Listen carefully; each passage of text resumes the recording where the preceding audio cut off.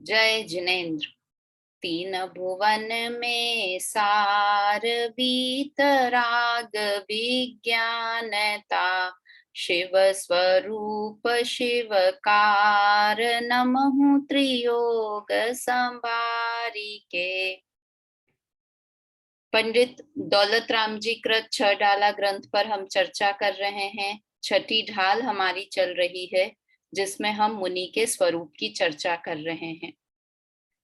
मुनि के भी स्वरूप में भी बहिरंग स्वरूप की चर्चा कर रहे हैं। मुनिराज का अंतरंग स्वरूप कैसा है कि तीन कषाय के अभाव रूप अंदर में जो वीतराग शुद्ध परिणति है, वही वास्तव में मुनिराज का असली अंतरंग स्वरूप है। किंतु उस शुद्धता के साथ में जो बाहर में 28 मूल गुणों का पालन मुनिराज करते हैं, उन 28 मूल गुणों की चर्चा हम यहाँ से कर रहे हैं। तो उसमें हम क्या क्या चर्चा कर चुके हैं? 5 महाव्रत, 5 समिति, 5 इंद्रिय विजय, इन 3 की चर्चा हम कर चुके हैं। कौन कौन सी 5 महाव्रत? अहिंसा महाव्रत, सत्य महाव्रत, अचौर्य महाव्रत, ब्रह्मचर्य महाव्रत और परिग्रह त्याग महाव्रत। 5 समितियां, इर्या समिति, भाषा समिति, ऐष्णा समिति, आदान निक्षेपण समिति और प्रतिष्ठापन समिति। उसके बाद 5 इंद्रिय विजय, स्पर्शन इंद्रिय विजय, रसना इंद्रिय विजय, घ्राण इंद्रिय विजय, कर्ण इंद्रिय विजय, घ्राण और चक्षु इंद्रिय विजय। इस तरह से 5 इंद्रियों के विषयों पर भी विजय करना। उसके बाद 3 गुप्ती की भी बात हमने की थी और कल कहा था कि ये चारित्र में 3 गुप्तियों का भी समावेश होता है। और अब हम 6 आवश्यकों की चर्चा कर रहे हैं। कौन कौन से 6 आवश्यक? समता, वंदना, स्तुति, स्वाध्याय, प्रतिक्रमण और कायोत्सर्ग। इसकी चर्चा हम यहाँ से कर रहे हैं। कल हमने बात की थी कि श्रावक के भी 6 आवश्यक होते हैं और मुनिराज के भी 6 आवश्यक होते हैं। आवश्यक मतलब जो प्रतिदिन करने योग्य चीज है, वो आवश्यक है, नेसेसिटी है ना, वो आवश्यक है। तो मुनियों के आवश्यक और गृहस्थों के आवश्यक अलग अलग होते हैं, किंतु एक स्वाध्याय आवश्यक है जो कि दोनों में कॉमन है। देखिए, एक आवश्यक के बारे में एक और बात आती है कि यहाँ पर इस तरह से 6 आवश्यक दिए हैं, किंतु कई ग्रंथों में जैसे शायद रत्नकरण श्रावकाचार में भी कि सामायिक वंदना स्तुति तो है, स्वाध्याय की जगह पर प्रतिक्रमण और प्रत्याख्यान ये मिलता है। स्वाध्याय आवश्यक में नहीं है और यहाँ पर दौलत राम जी साहब ने स्वाध्याय को मुनिराज के आवश्यक में डाला है। और कहीं कहीं प्रतिक्रमण प्रत्याख्यान आवश्यक के रूप में आता है और फिर एक कायोत्सर्ग।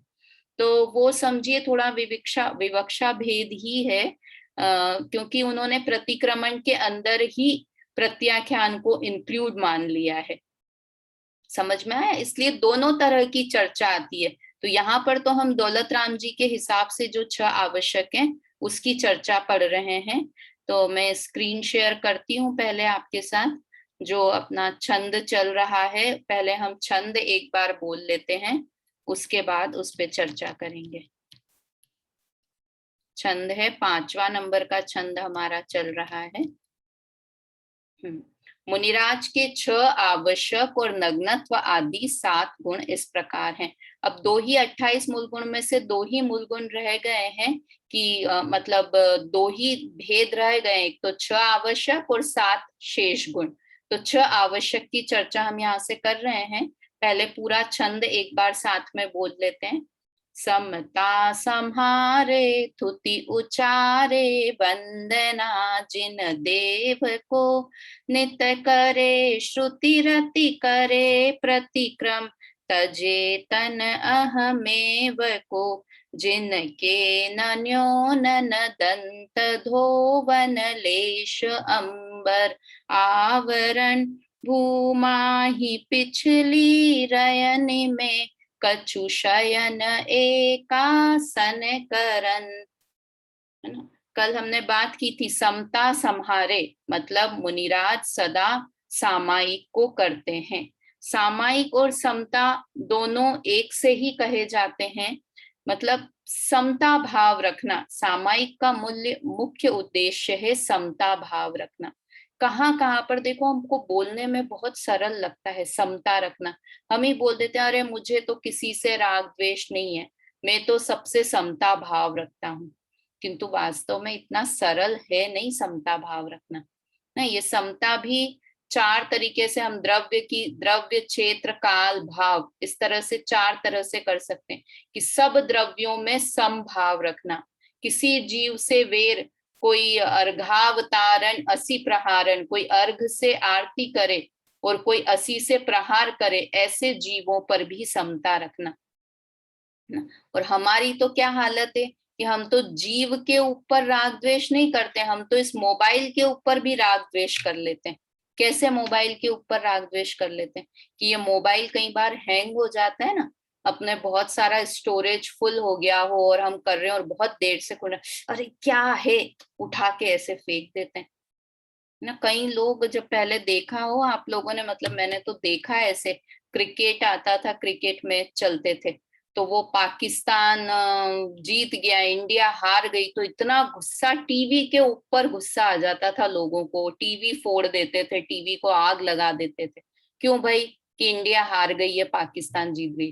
तो किसके ऊपर द्वेष? पुद्गल के ऊपर, बेचारे उस पुद्गल का क्या दोष। किंतु इस कैटेगरी का भी राग द्वेष होता है। तो ये हुआ राग, राग द्वेष द्रव्य के साथ, पुद्गल द्रव्य के साथ, जीव द्रव्य के साथ, है ना।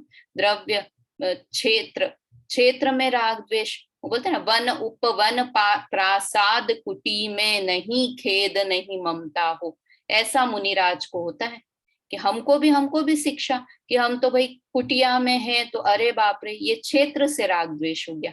भव महल है तो बहुत अच्छा, अरे उनका घर कितना अच्छा, उनका घर देखा कैसा है, मेरे पास मेरा घर इतना छोटा, उनका घर इतना बड़ा। कितने तरह के राग द्वेष, क्षेत्र से संबंधित राग द्वेष हो गया, है ना।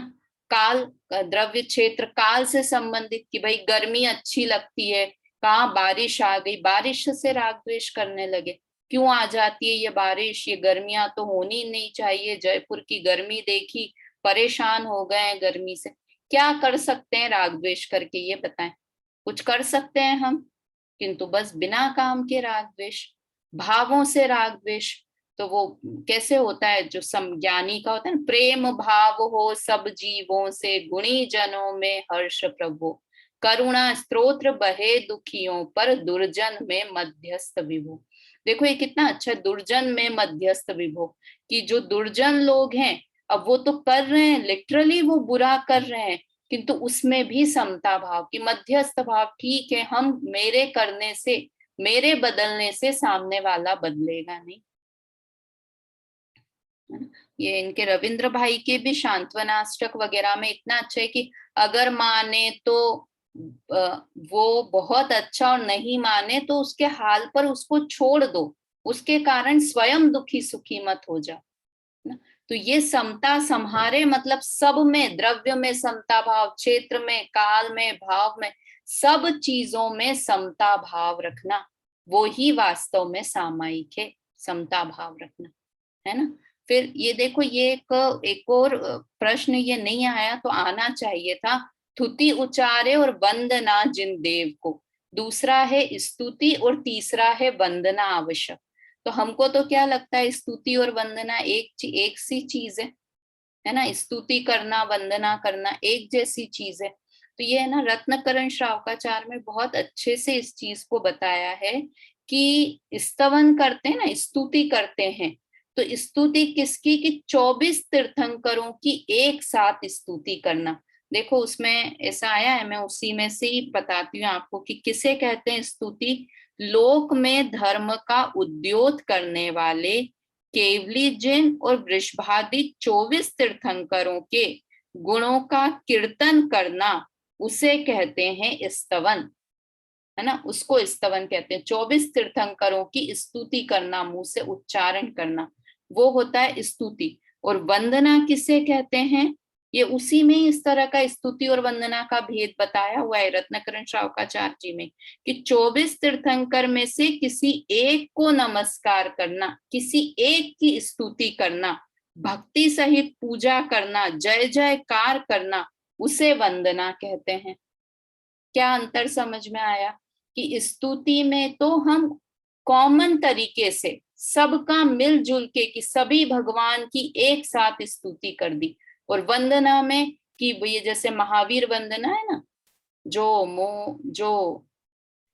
मोह माया मान मत्सर मदन मर्दन वीर है, जो विपुल विघ्नों बीच में भी ध्यान धारण धीर है, जो तरन तारण भव निवारण भव जलधि के तीर है, वे वंदनीय जिनेश तीर्थंकर स्वयं महावीर हैं।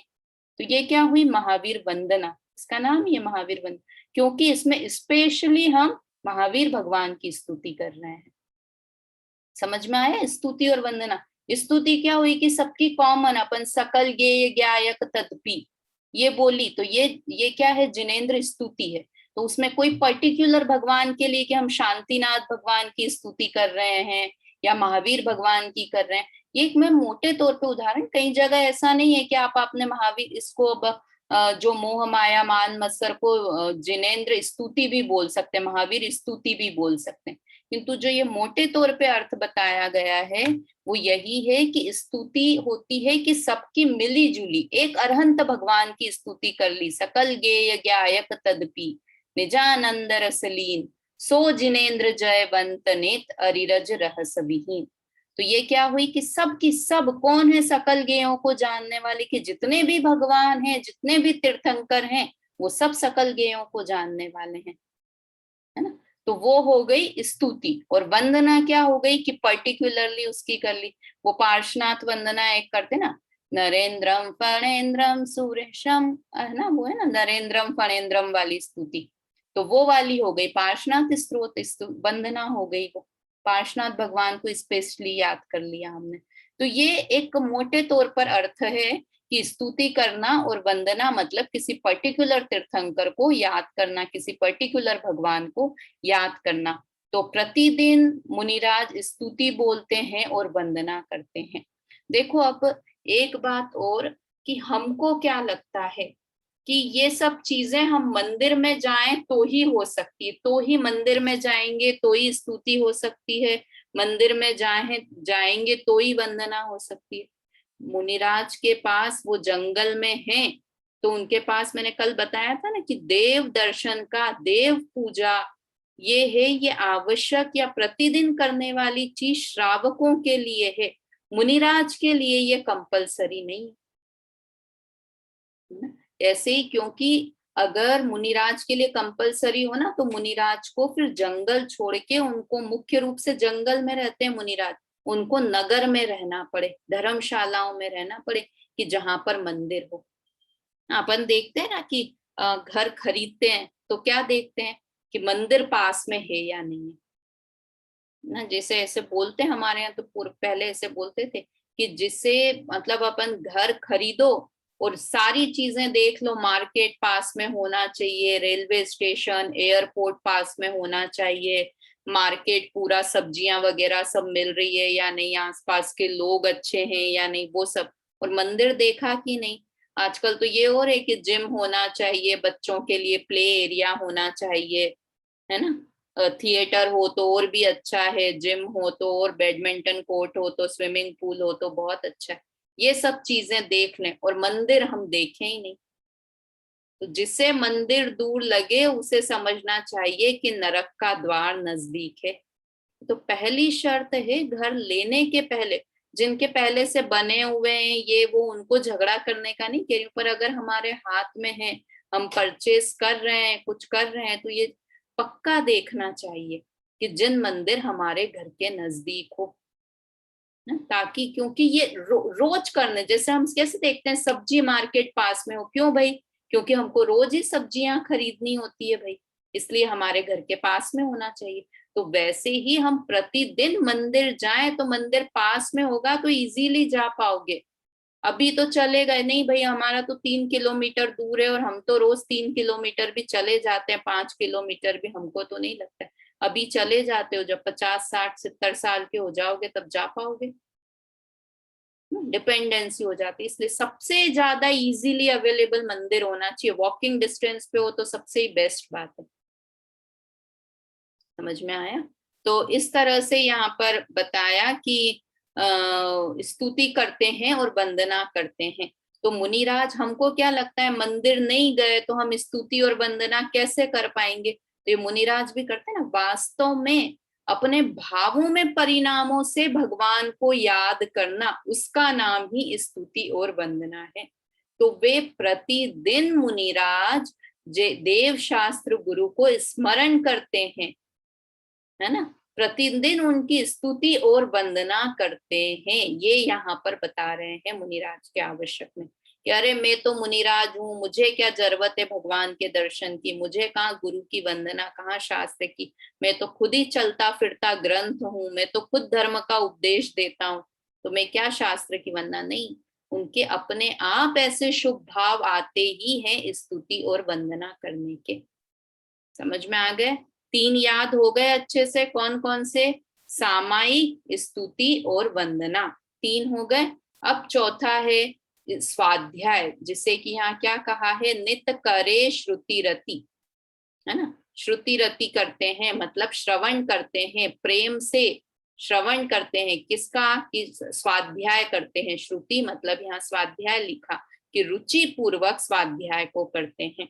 अब स्वाध्याय करते हैं तो हमको क्या चाहिए? स्वाध्याय के 5 भेद है ना, याद है कि अपन सब पीछे आगे पढ़ते जाते हैं, पीछे सपाट होता जाता है। स्वाध्याय के 5 भेद कौन से हैं? वाचना, प्रचना, आमनाय, अनुप्रेक्षा और धर्मोपदेश, है ना, ये है ना। तो वाचना मतलब तो क्या हुआ? पढ़ना। अब मुनिराज के पास ग्रंथ हो, जरूरी है कि वो अपने साथ, हमारे साथ तो हम कितनी सुंदर ये जिनवाणी की अलमारी हमने बना रखी अपने घर में, की पूरी जिनवाणी हम लाइन से लगा के रखते हैं, जब मन किया तब जो ग्रंथ निकाल के पढ़ा वो पढ़ लिया हमने। तो मुनिराज के साथ भी ऐसी लाइब्रेरी साथ में चलती होगी कि मुनिराज के जो 3 वो बताए थे ना कि 3 चीजें रखते हैं, पीछी, कमंडल और ग्रंथ। तो ग्रंथ की पूरी पोटली नहीं रखते, एकांत ग्रंथ रख लेते हैं, वो भी छोटा बड़ा कभी रखा तो वो भी कंपलसरी नहीं, क्योंकि उसको भी संभालना पड़े ना, ग्रंथ को भी, उसकी भी केयर, और वो क्यों अपने ध्यान में विघ्न करना चाहेंगे?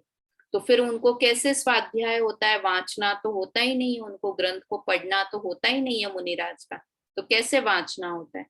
कि ये 5 भेद बताए ना, तो वाचना और प्रचना नहीं भी हो, आमनाय और अनुप्रेक्षा, जो पढ़ा उसका चिंतवन करना, वो भी स्वाध्याय का भेद है। ये अनुप्रेक्षा नाम का स्वाध्याय है ना, धर्मोपदेश नाम का, धर्मोपदेश भी चलो रोज प्रतिदिन नहीं भी हो, कि कोई धर्म के लोभी जीव दिखे उन्हें धर्मोपदेश देंगे ना, तो नहीं हो धर्मोपदेश, किंतु अनुप्रेक्षा, अनुप्रेक्षा का अर्थ क्या है? बारंबार चिंतवन करना। अभी अपन ने 12 भावनाएं पढ़ी थी ना, कि बारंबार उस बारे में विचार करना, वो अनुप्रेक्षा। तो वो मुनिराज को हमेशा होती है अनुप्रेक्षा। समझ में आया? तो इसलिए अब हमको कितनी डिपेंडेंसी है कि मैं आज से कहूं कि अभी हमें रोज स्वाध्याय करना है, प्रीति नियम ले लो स्वाध्याय, तो हम क्या कहेंगे कि अरे कौन से ग्रंथ का करें, ग्रंथ भी तो चाहिए, हम बाहर चले गए ग्रंथ नहीं हुआ तो, फिर कोई प्रवचनकार सुनाने वाला चाहिए, कोई नहीं हुआ तो कैसे करेंगे, है ना? ऐसा सोचते हैं कि नहीं सोचते? और मुनिराज को किसी तरह की डिपेंडेंसी नहीं है, जो स्वाध्याय में, जो ग्रंथों में पहले पढ़ा उसका बारंबार विचार करना, वास्तव स्वाध्याय तो वो है वास्तव में। मैं हमको होता है कि नहीं होता है ऐसा स्वाध्याय? नहीं होता है तो होना चाहिए। कि आज क्लास में पढ़ा हमने, 5वां छंद पढ़ा, मुनिराज के 6 आवश्यक पढ़े हैं, तो दिन भर में 1 बार भी 2 बार भी विचार आता है हमको कि हमने कैसे मुनिराज के बारे में पढ़ा है? सोते समय हम कि हमने आज क्लास में क्या सुना उसके बारे में विचार करें। देखो वास्तव में हम इतना स्वाध्याय करते हैं ना, तो अपने परिणामों में, अपने विचारों में कहीं ना कहीं हमें फर्क महसूस होना चाहिए। हमको लगना चाहिए कि हमें कुछ चीज सुनी है तो इसको हम बार बार अंदर ही अंदर भोलन चिंतवन करें कि सुना और यहीं झड़क के हम यहीं के यहीं छटक के चले गए, है ना। तो क्या सुना नहीं सुना बराबर हो गया, वो तो समझ में आया। तो इस तरह से स्वाध्याय नाम का आवश्यक मुनिराज को होता है ना। अब उसके बाद है, उसके बाद कौन सा था, वाचना, सॉरी 4 हो गए। कौन कौन से, सामायिक, स्तुति, वंदना और स्वाध्याय। अब ये हमको करना था प्रतिक्रमण, है ना, नित्य करे प्रतिक्रम। तो ये प्रतिक्रमण और प्रत्याख्यान 2 चीजें आपने सुनी होंगी, है ना। वास्तव में तो 3 तरह की चीजें कौन कौन सी होती है, प्रतिक्रमण, प्रत्याख्यान और आलोचना। सुना है ये तीनों चीजें। जब ये सामायिक करते हैं ना तो भी उस समय भी करते हैं, प्रतिक्रमण, प्रत्याख्यान और आलोचना। तो प्रतिक्रमण किसका करते हैं कि जो पूर्व में लगे हुए दोष हैं उन दोषों को दूर करना, है ना। जो पहले भूतकाल में जो पाप कर लिए हैं उनका उनका प्रायश्चित करना, उसे कहते हैं प्रतिक्रमण। किसे कहते हैं प्रतिक्रमण, कि जो भूतकाल में पाप किए, जो मुझसे अपराध, मुनिराज से भी अपराध होते हैं। कौन से अपराध हो जाते हैं मुनिराज से, कि कभी भोजन करते हुए ये विकल्प आ गया कि वो कितना स्वादिष्ट भोजन है ना, तो ये दोष हो गया। तो इस दोष के निराकरण के लिए वो प्रतिक्रमण करते हैं, वो पेंडिंग नहीं रखते। हम तो क्या करते हैं कि अष्टमी चतुर्दशी को कर लेंगे, सामायिक प्रतिक्रमण कर लेंगे, है ना। ये श्वेतांबरों में बहुत ज्यादा करते हैं, प्रतिक्रमण ही करते हैं। मतलब वो 8 दिन के उनके पर्युषण होते हैं ना, तो उसमें एक दैनिक क्रिया में सबसे ज्यादा होता है प्रतिक्रमण। तो कब भाई, कि साल भर में जितने भी पाप करते आ रहे हैं ना, फिर वो ये 8 दिन में अपन निकाल देंगे। तो मुनिराज के पास ऐसा कुछ मतलब क्लोजिंग वो रखते नहीं है, बैलेंस। इधर हुआ पाप और इधर उसी दिन उसका प्रतिक्रमण कर लिया। ये तो एक एग्जाम्पल दिया कि खाने में, किसी भी तरह से चलने में कोई जीव मर गया हो, कभी मन में कुछ खराब विचार आ गया, मतलब मन वचन काया तीनों से जो भी दोष लग गए हों उन दोषों के प्रायश्चित के लिए प्रतिक्रमण करते हैं मुनिराज। समझ में आया। और एक और होता है प्रत्याख्यान। प्रत्याख्यान किसको कहते हैं, कि भविष्यकालीन, मैं भविष्य में ये पाप नहीं करूंगा, उसे कहते हैं प्रत्याख्यान। वर्तमान में ही भविष्य के लिए पापों को त्याग देना, है ना, दोषों का त्याग कर देना। और कई जगह प्रत्याख्यान में ही वर्तमान और भविष्य दोनों के पापों के लिए प्रायश्चित करना, वो दोनों को प्रतिक्रमण बोलते हैं, वे प्रत्याख्यान बोलते हैं। और कई बार जो वर्तमान दोषों के लिए प्रायश्चित करते हैं उसे आलोचना भी बोलते हैं। आलोचना पाठ है ना अपना, सुनिए जिन अर्ज हमारी, हम दोष किए अति भारी, तिन की अब निवृत्ति काज, तुम शरण लही जिन राज, इक बैते चौंद्रीवा, मन रहित सहित जे जीवा, तिन की नहीं करुणा धारी, निर्दय वे घात विचारी। पूरा का पूरा है ना आलोचना पाठ। तो क्या 3 चीजें हो गई, याद रहेंगी 3 चीजें, कौन कौन सी, रानी आंटी, कौन कौन सी 3 चीजें हो गई, प्रतिक्रमण, प्रत्याख्यान और आलोचना। यहाँ पे तो अपने प्रतिक्रमण ही आया है, किंतु अपन ये प्रत्याख्यान, कई जगह स्वाध्याय की जगह प्रत्याख्यान है ना 6 आवश्यक में, तो उसकी भी चर्चा हो जाएगी। प्रतिक्रमण किस लिए किया जाता है, कि जो भूतकाल में दोष लग गए हैं उन दोषों का प्रायश्चित करना, उसे कहते हैं प्रतिक्रमण। ठीक है, सब मन से, वचन से, काय से, सब से दोष लग गए हो, जीव मर गए हो, बोलने में कुछ आ गया हो, मन में किसी तरह का पाप आ गया, तो उन सब दोषों के प्रायश्चित के लिए प्रतिक्रमण किया जाता है। दूसरा प्रतिक्रमण तो भूत के लिए हो गया, वर्तमान में लगे दोषों के निराकरण के लिए आलोचना की जाती है ना। वर्तमान में लगे दोषों के प्रायश्चित करने के लिए आलोचना की जाती है। अपन तो बोलते हैं ना आलोचना करना किसी की, वही वही उससे ही रिलेटेड वही टाइप का शब्द हो गया आलोचना। और तीसरा क्या है? प्रत्याख्यान। प्रत्याख्यान क्या? कि भविष्यकालीन पाप के त्याग के लिए प्रत्याख्यान किया जाता है। कि भविष्य में मैं कोई दोष जो हो गए वो हो गए, किंतु अब मैं भविष्य के सारे पापों का त्याग वर्तमान में ही करता हूँ, ऐसा मानना उसे कहते हैं प्रत्याख्यान। कई जगह पर प्रत्याख्यान और आलोचना दोनों को कंबाइन भी समझ लिया जाता है। ठीक है, एक बार जो ये रत्नकरण श्रावकाचार में परिभाषा आई है, मैंने लिखी हुई है ये, तो आप उसमें से मैं बताती हूँ क्या है। प्रतिक्रमण प्रमाद जन्य दोषों से, मतलब अतिचारों से अपनी आत्मा को पृथक कर गुणों में स्थापित करना, उसे प्रतिक्रमण कहते हैं। अथवा किए हुए दोषों का शोधन करना, उसका प्रायश्चित करना, उसे प्रतिक्रमण कहते हैं। ठीक है, प्रत्याख्यान क्या हुआ? मन वचन और काया से कृत कारित अनुमोदना से वर्तमान काल और भविष्य काल में दोषों का त्याग करना सो प्रत्याख्यान है ना। वो है ना 108 प्राप होते हैं ना, कृत कारित वो आती है ना आलोचना पाठ में, संशय एकांत विनय के अज्ञान पुण्य के वश हो।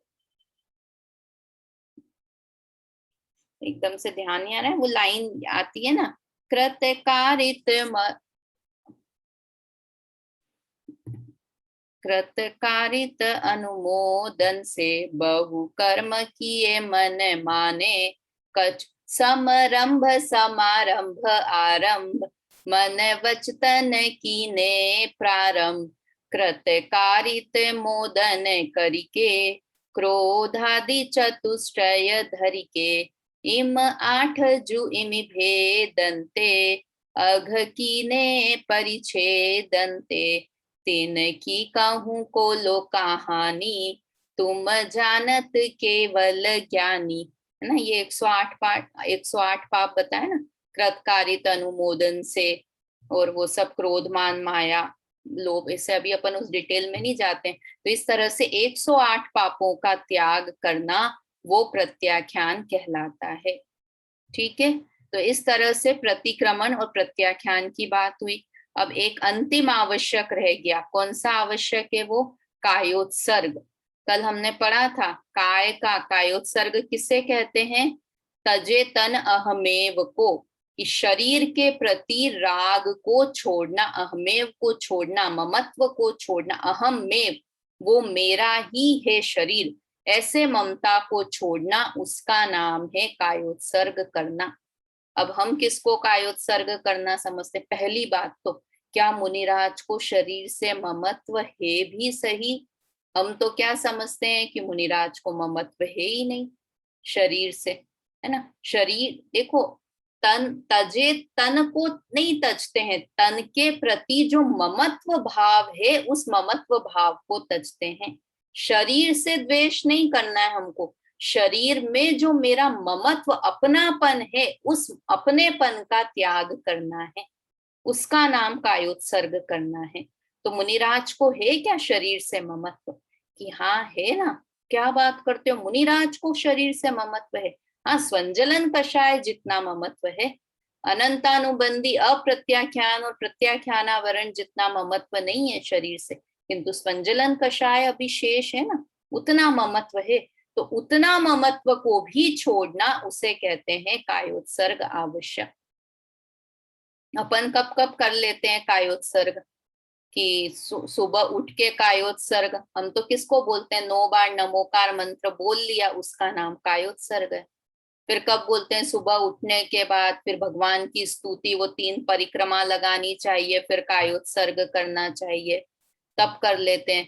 फिर जिनवाणी सुनते हैं, जिनवाणी स्तुति करने के बाद कायोत्सर्ग कर लेते हैं। फिर रात को सोने के पहले 9 बार नमोकार मंत्र कायोत्सर्ग करना चाहिए। तो ये क्या कायोत्सर्ग है और मुनिराज क्या कायोत्सर्ग करते हैं? हम तो कायोत्सर्ग नाम बोला, अभी मैं बोलूं कि कायोत्सर्ग करना है तो हम क्या नमो ओरियंताणम नमो सिद्धाणम शुरू हो जाएंगे। 9 बार नमोकार मंत्र बोलना, तो वो कायोत्सर्ग करना है कि वास्तव में वो समय भी, वो तो हम बहुत स्थूल रूप से बाहर, बहुत स्थूल व्यवहार में पंच परमेश्वरी को स्मरण करते हैं, किंतु वास्तव में भी उस समय कि कितने भी जो भी दोष लग गए हैं जिनवाणी सुनने में, जो भी मुझसे मेरा उपयोग इधर उधर भटक गया है, जिनवाणी की अवहेलना हुई है ना, तो उन सब के लिए हम कायोत्सर्ग करते हैं। तो वास्तव में उस समय भी हम कायोत्सर्ग करते हैं, तो भी एक बार भी ये विचार करते हैं कि ये शरीर है, ये शरीर में नहीं हूं। काय से उत्सर्ग करना, उत्सर्ग करना यानी मोह को छोड़ना, ममत्व को छोड़ना। एक बार भी हम ये विचार करते हैं तो काय का काय उत्सर्ग करते हैं? भी तो इतनी बुरी हालत है कि हम 9 बार नमोकार मंत्र बोलते हैं, वो 9 बार नमोकार मंत्र में भी एक बार भी पंच परमेश्वरी को भी याद नहीं कर पाते सही तरीके से ना। फटफट जल्दी से अगर हो गई, प्रवचन के बाद बोल रहे हैं तो अरे आज तो बहुत लेट क्लास छोड़ी, पूजा भाभी ने जल्दी क्लास छोड़ते, मुझे इतना सारा काम था। वो 9 बार नमोकार मंत्र बोलते बोलते ये विचार है, मेरी कार बाहर खड़ी है, कोई उठा के ले तो नहीं गया, टो तो नहीं हो गई, ये विचार कर लेते हैं हम कायोत्सर्ग बोलते हुए। अभी जल्दी से घर पे जाके चावल का कुकर चढ़ाना है, ये याद कर लेते हैं हम कायोत्सर्ग करते करते। इसका नाम है कायोत्सर्ग। मतलब वो है ना, शुद्धातम अरु पंच गुरु जग में शरणो दोय। तो वास्तव से निश्चय से तो कायोत्सर्ग यही है कि अपने शरीर से ममत्व को छोड़ना। नई शरीर से उपयोग हटा पा रहे हैं तो कम से कम पंच परमेश्वरी में तो अपने उपयोग को लगाएं। वो कायोत्सर्ग हुआ। हमको तो पता ही नहीं है कि हम वास्तव में, इतनी बुरी हालत हमारी हो गई है कि हम सारी क्रियाएं कर लेते हैं और हमें कुछ पता नहीं है कि हम क्या कर जाते हैं और क्या नहीं करते हैं। बस करने के लिए वो सुबह उठते से नींद में आदत हो गई है ना कि उठ के बैठ जाते हैं और हाथ पे हाथ रख लेते हैं, नमोकार मंत्र बोल लेते हैं। इतना आज के टाइम में हमारे पास फुर्सत कहाँ है 9 बार पूजा के बाद? अगर अभी देखते थे ना पर्यूषण में पूजा हो रही है तो पूजा के बाद अपन ये महार्घ के बाद शांति पाठ के बाद जो कायोत्सर्ग करते हैं, तो उसमें क्या जल्दी से खत्म हुई, किसका पहले खत्म हो गया, अरे मेरा लेट तो नहीं हो गया, 3 बार ही बोल रहे हैं खत्म कर रहे हैं। मतलब कुछ पता ही नहीं है, कुछ विवेक ही नहीं है, हम ऐसे ही क्रिया करते चले जा रहे हैं। तो मुनिराज को तो कैसा वाला कायोत्सर्ग होता है कि शरीर से ममत्व का त्याग करना। प्रतिदिन करते हैं कायोत्सर्ग मुनिराज, 9 बार नमोकार मंत्र बोलने वाला नहीं, शरीर से स्नेह को छोड़ते हैं। हर प्रतिदिन ये विचार करते हैं कि ये शरीर है, ये मैं नहीं हूं, यही वास्तविक कायोत्सर्ग है। समझ में आ रही है बात? तो इस तरह से ये हमने 6 आवश्यक का प्रकरण पढ़ा, बहुत इंपॉर्टेंट प्रकरण था ये, इसलिए मुझे लगा कि आज भी, क्योंकि हम कई बार इस चीज को पढ़ के वापस से छोड़ देते हैं। देखो ये जो रत्नकरण श्रावकाचार में आई है कायोत्सर्ग की, कि काय प्लस उत्सर्ग उससे बना है कायोत्सर्ग। काय मतलब शरीर और उत्सर्ग मतलब त्याग। तो शरीर का त्याग करना कि नहीं नहीं, शरीर के प्रति जो मोह है, जो ममत्व है, उस ममत्व का त्याग करना। वास्तव में तो हम शरीर का क्या त्याग करेंगे, आत्महत्या करना? नहीं, शरीर के प्रति जो ममत्व है उसका त्याग करना, उसे कायोत्सर्ग कहते हैं। देखो अभी इसमें और लिखा है कि जिनेन्द्र भगवान का गुण चिंतन कर यथोक्त काल में यथोक्त परिणाम से, है ना, शरीर से ममत्व बुद्धि का त्याग करना वह कायोत्सर्ग है। इसी का दूसरा नाम व्युत्सर्ग भी है। व्युत्सर्ग भी बोलते हैं कायोत्सर्ग को। सुना है? व्युत्सर्ग करें तो कायोत्सर्ग करें, और व्युत्सर्ग मतलब शरीर से मोह को छोड़ना। ये व्युत्सर्ग आता है, इसमें अपन अभ्यंतर तक की बात करते हैं ना, तब उसमें व्युत्सर्ग का भी चर्चा आती है उस समय भी। तो ठीक है, इस तरह से ये 6 आवश्यक हुए। कौन कौन से? समता, स्तुति, वंदना, स्वाध्याय, प्रतिक्रमण और कायोत्सर्ग। दो दूसरी तरह से कौन से 6 आवश्यक दूसरे ग्रंथों में बताए हुए हैं कि सामायिक, स्तुति, वंदना, फिर प्रतिक्रमण, प्रत्याख्यान और कायोत्सर्ग, दोनों भी आए, दोनों भी मुनिराज के आवश्यक हैं। ठीक है, अब हम आगे की ये 2 लाइन पढ़ते हैं, फिर इनका भावार्थ, सबका भावार्थ और अन्वयार्थ एक साथ पढ़ेंगे। 7 शेष गुणों की चर्चा क्या है? जिनके न दंत धोवन लेश अंबर आवरण, भूमा ही पिछली रयनी में कछु शयन एकासन करन। क्या लिखा? जिनके न न्योन, न्योन मतलब नहाना, जिनके नहाना नहीं होता, ये पहला गुण है। 7 गुण लिखे, ये देखो यहाँ ऊपर लिखा है ना 7 गुण, तो नहीं नहाना ये गुण है कि हाँ बहुत मुश्किल काम है। बिना नहाए बता दीजिए आप एक दिन भी, हम तो 2-2 बार नहा लेते हैं, गर्मियों में तो 3-3 बार नहा लें कभी कोई कह दे तो हमसे। तो नहीं नहाना ये भी एक गुण है। और पर श्रावक के लिए कौन सा गुण है? श्रावक के लिए क्या गुण है और मुनिराजों के लिए क्या गुण है? कि श्रावक के लिए तो सबसे पहले अपन देव दर्शन पढ़ा था ना पाठ, सबसे पहले उठ के पंच प्रभु का स्मरण करके उसके बाद शौचादि क्रियाओं से निवृत्त होकर नहा धोकर स्वच्छ धुले हुए वस्त्र पहनकर मंदिर जी जाना चाहिए। सबसे पहला काम हुआ मुनिराज के लिए, श्रावक के लिए तो स्नान करना। किंतु मुनिराज के लिए क्या है कि स्नान नहीं करना, वो मुनिराज के लिए आवश्यक है। कहाँ हम हम संसार मार्गी वो मोक्ष मार्गी कहाँ कंपेयर कर सकते हैं, है ना।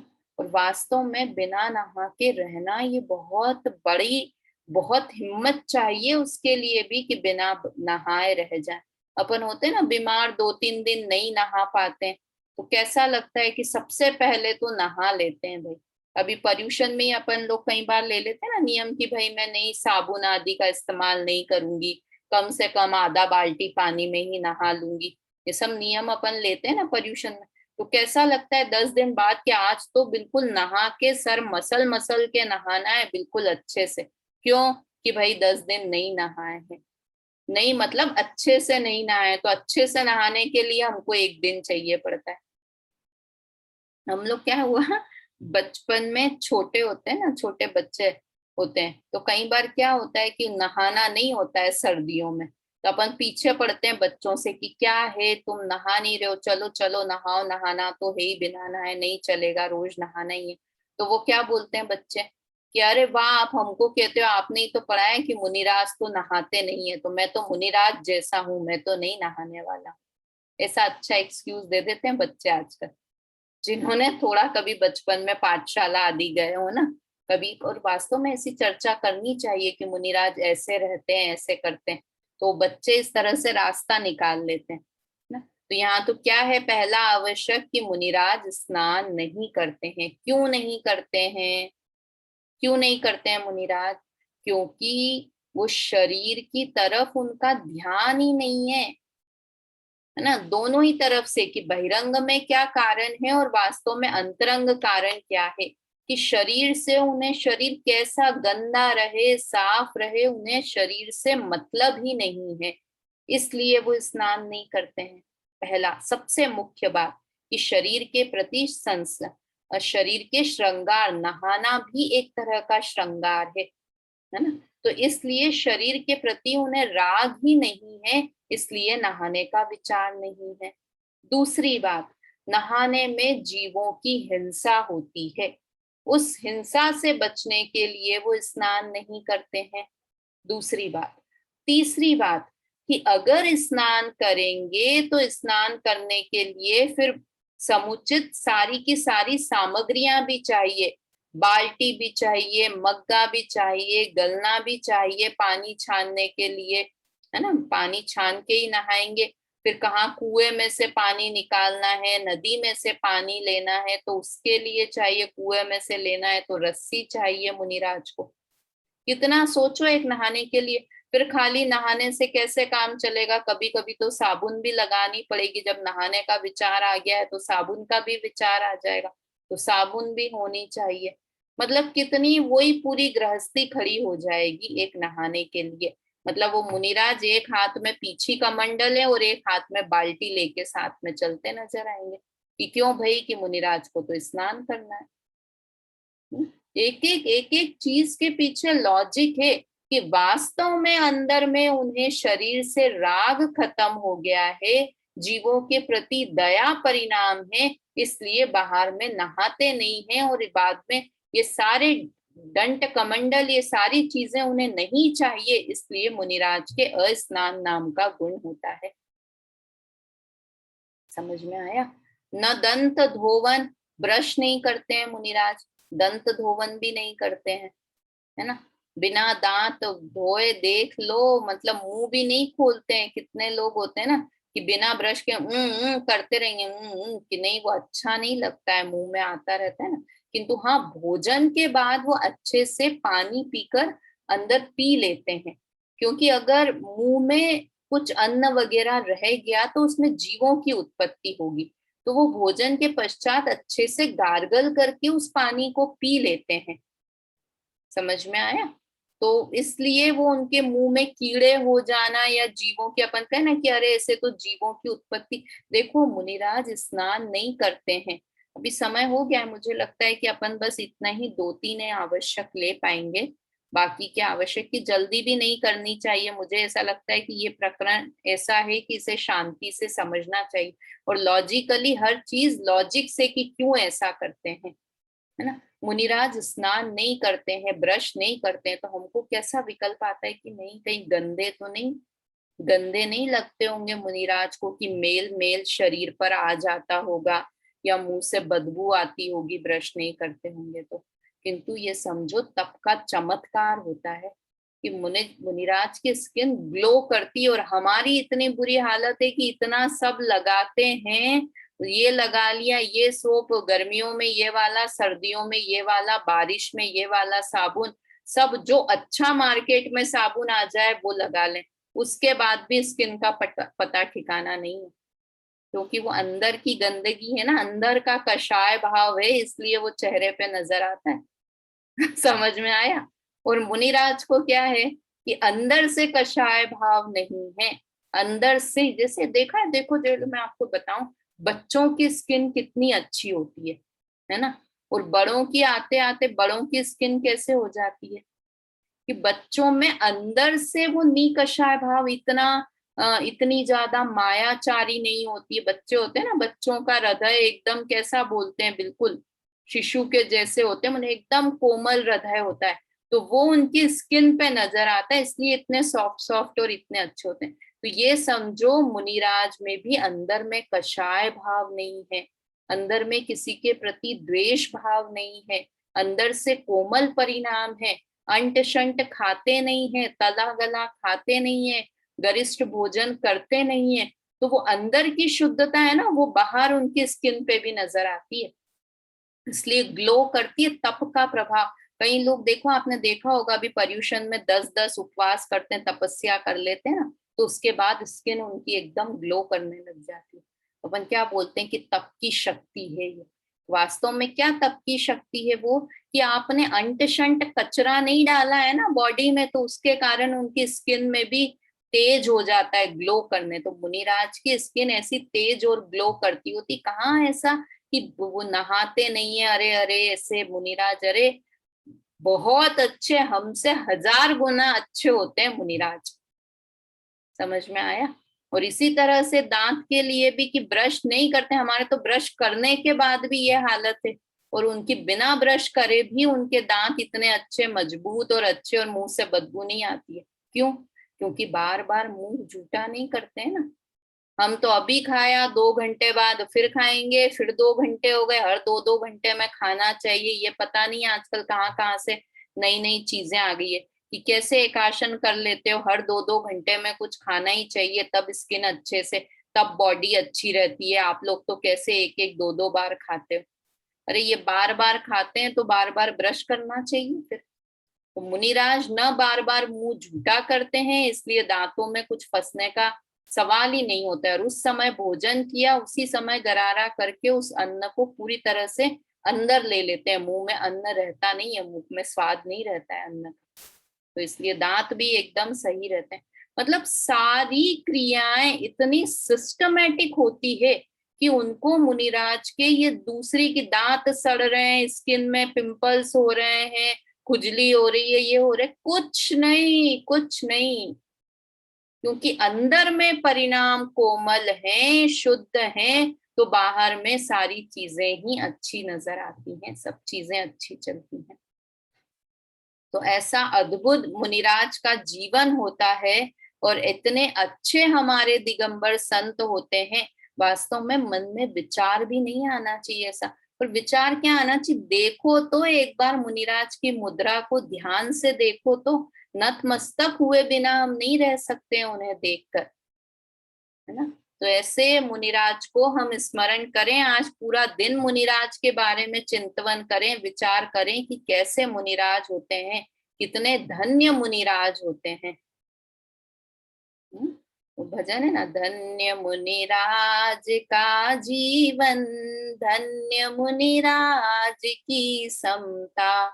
तो वास्तव में वो समता और उनका जीवन सब धन्य है। ठीक है, विशेष बात करेंगे। आज हमने 6 आवश्यक और 7 शेष गुणों में से 2 गुणों की चर्चा की, बाकी के गुणों की चर्चा हम कल करेंगे। अभी जिनवाणी स्तुति करते हैं। निज निधि निज में बताई, यह अनंत उपकार है, इसके लिए जिन वाणी माँ को वंदना शत बार है, वंदना शत बार है। जय जिनेन्द्र।